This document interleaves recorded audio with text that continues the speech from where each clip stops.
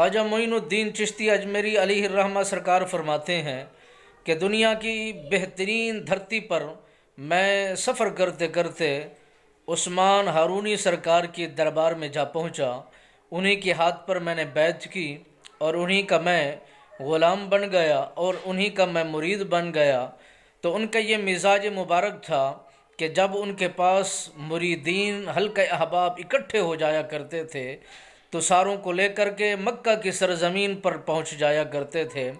بارگاہ خداوندی میں التجا کرتے تھے، اے مولا کریم، اے خالق و مالک، ان بندوں کو اپنی بارگاہ بے کس پناہ کے اندر قبول کیجئے۔ یہ دین اسلام کے سپہ سالار ہیں، دین اسلام کے لیے یہ کام کرنے والے ہیں، دین کے لیے یہ قربانیاں پیش کرنے والے ہیں،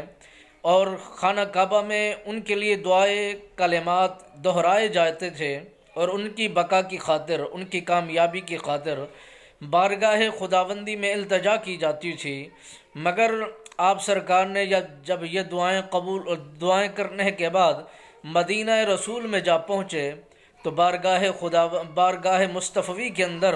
التجا کی، یا رسول اللہ صلی اللہ علیہ وسلم، میں عثمان ہارونی بھی حاضر ہوں، یہ میرے حلقہ احباب بھی حاضر ہیں، بالخصوص ان میں شیخ خواجہ معین الدین چشتی اجمیری سرکار بھی حاضر خدمت ہیں،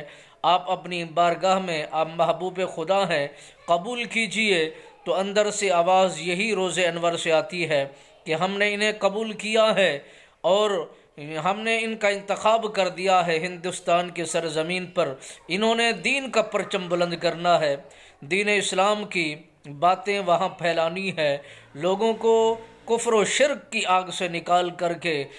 اور بہترین خوبصورت